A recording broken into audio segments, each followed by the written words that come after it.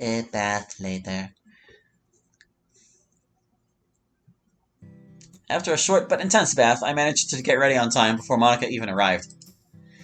Right now, I'm waiting for her in the living room. And luckily for me, Mom will be busier than usual, so she probably won't come back until later this afternoon, almost at night. This way I don't have to endure the embarrassment she puts me through every time she sees me with a girl.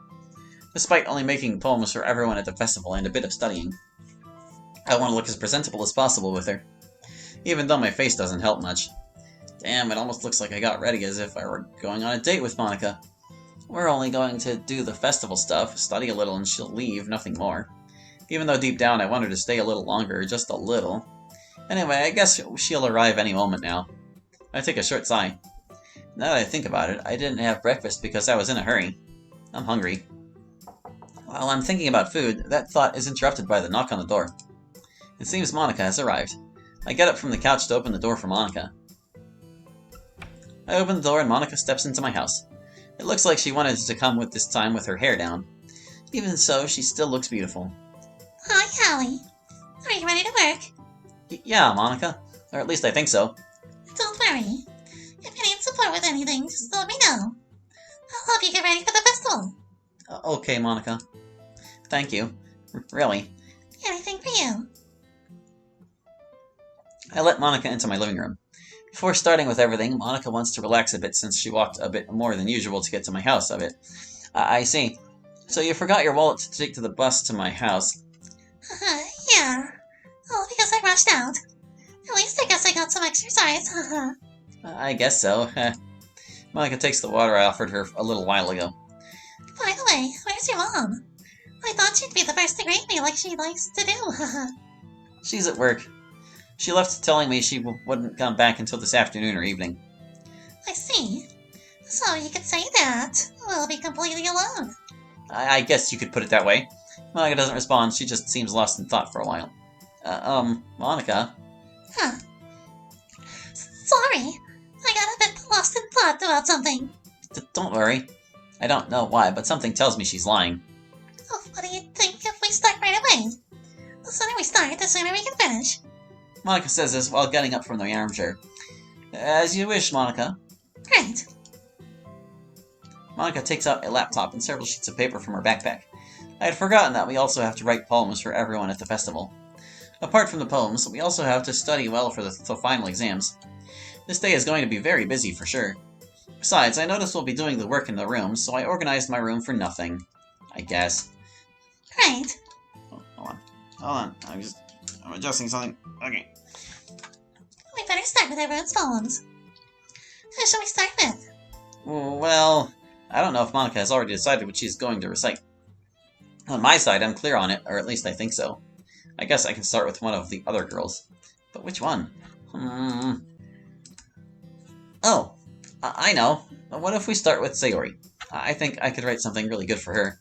Considering the time I spent with Sayori, I guess it can be appropriate to start with her. If you think you can do it, go ahead. But if you want help, just let me, or just tell me. Yes, Monica. Without saying another word, I start to focus on writing something that Sayori can recite, and that she will also like. Even if it's difficult, I have to try. 2 hours later. I just think it's a little bit odd that they've chosen to write their poems for them. Monica and I have been making several attempts at poems for each of the girls.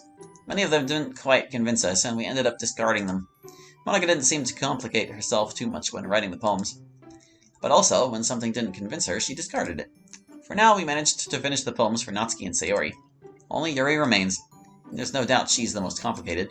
Even Monica gets stressed out not knowing exactly what Yuri might like. And while I may know some things, I think they are too personal for me to just write them down like it's nothing. Come on, think. I frown trying to think of something good. And it seems Monica notices that. Hey, don't push yourself too hard to write the poem. Something that could be more harmful.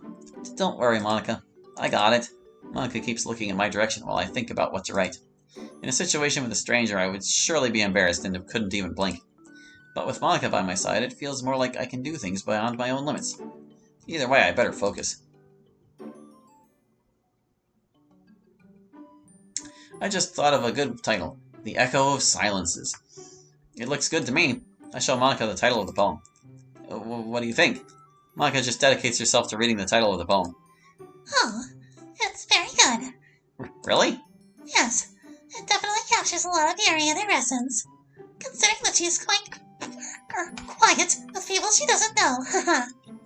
Besides that, I think even I wouldn't have come up with that title. Well done. I could only blush and get nervous from Monica's compliments. Thanks, Monica. I laughed nervously to not show too much my anxiety for this moment. Monica keeps looking at her laptop while I continue thinking about how to proceed with Yuri's poem. And I think I have an idea. So I start writing. After a few minutes, I manage to write something good, although I don't know if it's that good. I take a glance. The echo of silences. Silence is already plural. In the echo of silences, her voice fades into the air, like a river without a channel. Her secrets flow without destiny or glory. Shadows feed on her ambitions, devouring the light of her essence. But in the echo of silences, she weaves a cloak of resistance.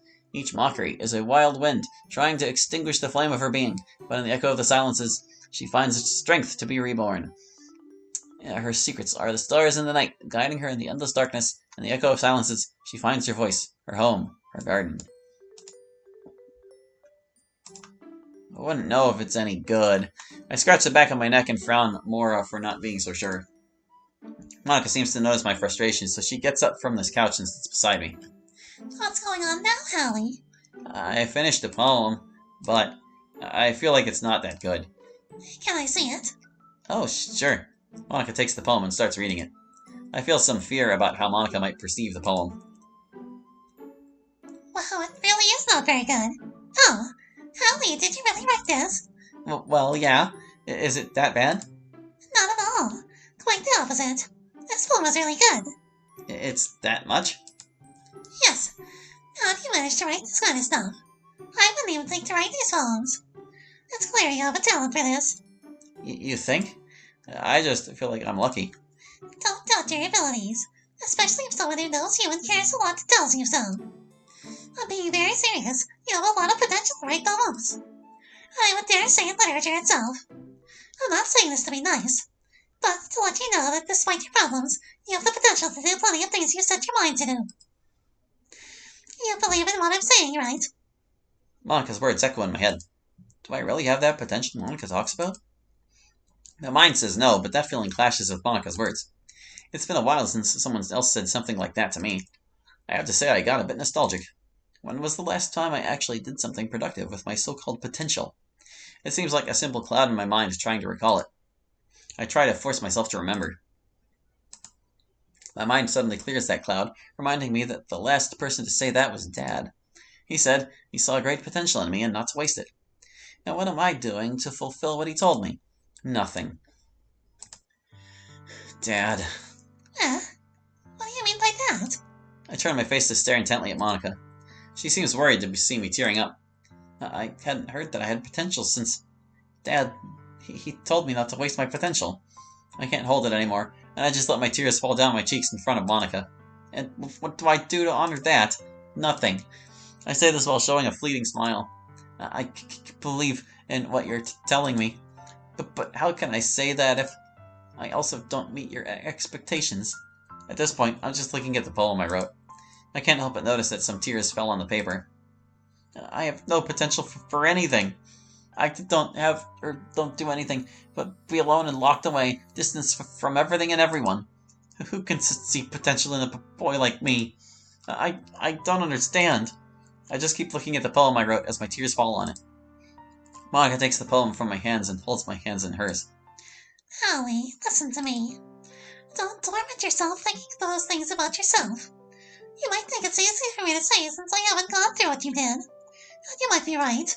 But I want you to keep in mind that there are people who really want to see you happy and support you. Even if you think they're just being nice. And it's not your fault to think that way. I know many things have happened in your life that left you marked. And I totally understand that. Also, there's the fact that those people who truly care about you are going to make sacrifices or do things you wouldn't think they would do for you. For example, how many things would I want to do for the club and all of us, but that surely wouldn't be to your liking. I put your feelings about the club or the other girls. Because for me, you are much more important. nothing is worth more than your happiness. And the fact that you want to hold a recital just for the club makes me very happy. Even though it's difficult for you, you're still willing to do it. And while I may have managed to convince you, there's also the fact that the desire to hold the recital came from you. When I say you have the potential for many things, I mean it from the bottom of my heart. And with all the sincerity in the world. Since the first day we met, I haven't stopped trying to learn more about you and support you in whatever I can. Because you really captured my attention from the very first day we met. And believe me, the effort has been worth it. So don't be afraid of being judged or feeling like I'm just being nice. I promise you that it's not the case, and that I truly care about you and your feelings. I'm simply at a loss for words. Monica has undoubtedly managed to touch the most sensitive fibers of my being. My tears fall harder than before. Without warning, I just hug Monica with all my strength, almost snuggling into her body. Is all that true? Of course, you have my word. I cling to Monica as if it were the last time I would hug her. I feel safe when I'm near Monica. I feel safe from all the evil that could be out there. I don't want to let go of her. I want to be by her side all the time. At this point, it feels like I'm nobody if I'm not with Monica. It feels like she completes me in more than one sense. Monica is just petting my head while her other hand intertwines with mine. I pull my face away from Monica's shoulder and just look at her and she at me. Everything she says feels so unreal, as if I don't deserve it or it's just a dream. But I know I'm not dreaming, this is really happening. And my feelings for Monica only grow each time I spend time with her, which makes me feel overwhelmed yet happy. I don't want this moment to end. It's decided.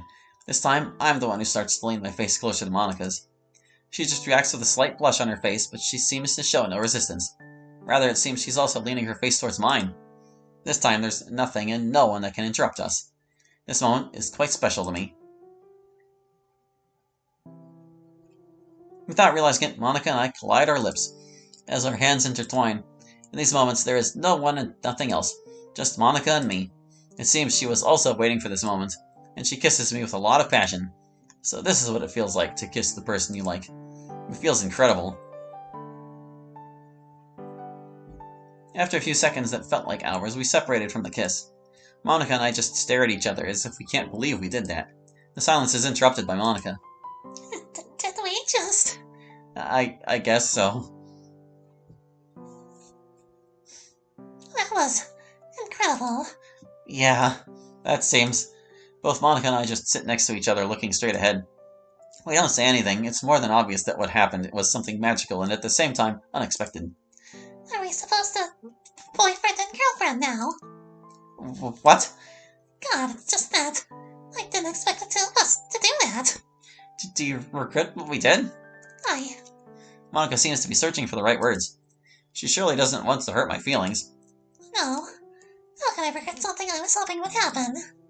Wait, does that mean that you... I get a little excited by Monica's words. Does she feel the same about me? Monica just smiles at me without answering, until it seems like she finally thinks about speaking. I'd like you. You know, when that went black, I'm so used to things going wrong on my computer, I was like, the game's broken, oh god, what happened? What? I find myself sitting at the desk in the living room. It seems I was sleeping. Wait, was it all a dream? What a cruel fate! I get up from the furniture with notable anger. Was I seriously dreaming all of that? It can't be! Damn! I sit back down on the couch. I should have suspected it. It was too good to be true, but it felt so real. I just let out a sigh, only to realize I don't see Monica anywhere. But if it's about the poems we wrote for the recital, then that means we did work, but was that kiss a dream or not? I'm lost. I check my cell phone to see the time, 6:40 p.m. It's almost dark. I also see some messages from Monica from many hours ago, so I start to read them. Hi. I'm really sorry I had to leave without even telling you. After you started feeling bad, you just fell asleep. I didn't want to wake you, so I just finished some things on my laptop and left. I also took the opportunity to leave you a USB with some stuff for you to study for the exams on Monday. Oh, and I also need you to bring the poems this Monday. I sent a photo of your respective poems to the other girls, so don't worry. I trust you a lot. And remember, I appreciate you so much that you have my total support in absolutely everything. See you on Monday. It seems that kiss was just a dream, and that also explains why I had a blanket covering me when I woke up. I let out a sigh. At least, you could say I did a good job, I think. As for studying, I still have Sunday for that, and also to mentally prepare for the recital. I can take this as a kind of test that Monica left me, to prove I can do it alone. If that's the case, I won't fail her. Neither her nor the club. It's time that, for once, even if it's something as trivial as a recital, I have the guts to do it. The girls depend on me, and I on them. I can't just fail them. I take all the poems from the table. Upon reviewing them, I realize Monica's poem isn't there. I guess she took hers before leaving. Anyway, it's better to start putting these poems away so I don't lose them. I tend to be quite clumsy and forgetful. But on an occasion like this, I can't afford that. I get up from the couch with the poems in hand, and it seems Mom still hasn't come. I guess she'll be here in a few hours. Anyway, I have to prepare for the recital and the exams. The girls will be doing the same, so I can't fall behind. Monday, July 28th, 20xdx, Festival Day. The day has finally arrived. I don't exaggerate when I say I was studying like a maniac all Saturday night. Even Mom was surprised to find me studying and not playing some video game as usual. All Sunday I did nothing but study and prepare for the recital. Trying to memorize my poem perfectly. My mom helps me with the studying part. It surely makes her proud that I put effort into something. And that makes me happy. Right now I'm making sure to have the last details of what I needed being ready. I took photos of the poems, copied them by hand into Word files, and put them on a USB. Just in case something happens. You're not forgetting anything, right? No, I have everything ready, Mom. And your antidepressants? Remember, you need to take them. They're already in my backpack, Mom. I have everything prepared.